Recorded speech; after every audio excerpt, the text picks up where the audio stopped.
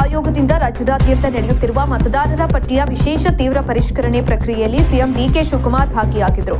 ಸದಾಶಿವನಗರ ತಮ್ಮ ನಿವಾಸದಲ್ಲಿ ಪತ್ನಿ ಜೊತೆ ಸಿಎಂ ಎಸ್ಐಆರ್ ಪ್ರಕ್ರಿಯೆಯಲ್ಲಿ ಪಾಲ್ಗೊಂಡರು. ರಾಮನಗರ ಡಿಸಿ, ಕನಕಪುರ ತಹಸೀಲ್ದಾರ್, ಬಿಎಲ್ಒ ಪ್ರಕ್ರಿಯೆ ನಡೆಸಿದ್ದಾರೆ. ಡಿಸಿಯಿಂದ ಎಸ್ಐಆರ್ ಬಗ್ಗೆ ಸಿಎಂ ಮಾಹಿತಿಯನ್ನು ಪಡೆದುಕೊಂಡರು. ತಮ್ಮ ಮೊಬೈಲ್ನಿಂದಲೇ ಆಪ್ ಡೌನ್ಲೋಡ್ ಮಾಡಿಕೊಂಡು ಪರಿಶೀಲನೆಯನ್ನು ನಡೆಸಿದ್ದಾರೆ. ವೋಟರ್ ಲೀಸ್ಟ್ ನೋಡಿ, ನನ್ನದು ಮತ್ತು ನನ್ನ ಹೆಂಡತಿಯದು ಲೀಸ್ಟ್ನಲ್ಲಿದೆ, ಹೇಗೆ ಲಾಗಿನ್ ಮಾಡಬೇಕು ಹೇಳಿ, ಡೌನ್ಲೋಡ್ ಮಾಡಿ ಅಂತ ಸಿಎಂ ಕೇಳಿದ್ದಾರೆ. ನನ್ನ ಫೋನ್ನಲ್ಲೇ ಹೇಳಿ ಹೇಗೆ ಮಾಡೋದು ಅಂತ ವಿಚಾರಿಸಿದ್ದಾರೆ.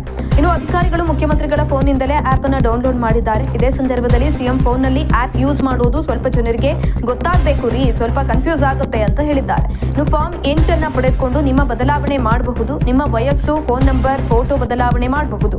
ಫಾರ್ಮ್ ಭರ್ತಿ ಮಾಡೋದು ಎಷ್ಟು ಕಷ್ಟ ಇದೆ ಅಂತ ಗೊತ್ತಾಗ್ಲಿ, ಮೀಡಿಯಾದಲ್ಲಿ ಎಲ್ಲ ಹೋಗ್ಲಿ ಅಂತ ಡಿಕೆ ಶಿವಕುಮಾರ್ ತಿಳಿಸಿದ್ದಾರೆ. ಕೊನೆಗೆ ತಾವೇ ಕೈಯಲ್ಲಿ ಅರ್ಜಿ ಭರ್ತಿ ಮಾಡಿದ್ದಾರೆ. ನಂತರ ಮಾತನಾಡಿದ ಸಿಎಂ, ಇವತ್ತಿನಿಂದ ಎಸ್ಐಆರ್ ಪ್ರಾರಂಭ ಆಗಿದೆ.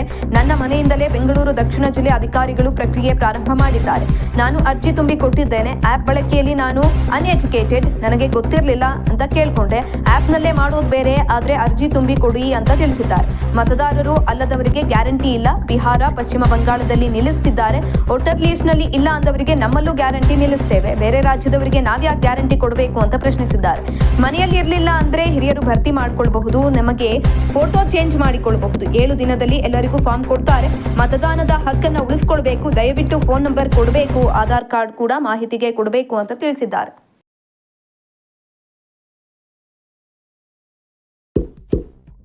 ಇಂತಹ ಇನ್ನಷ್ಟು ವಿಡಿಯೋಗಳಿಗಾಗಿ ಲೈಕ್ ಮಾಡಿ, ಫಾಲೋ ಮಾಡಿ, ಶೇರ್ ಮಾಡಿ.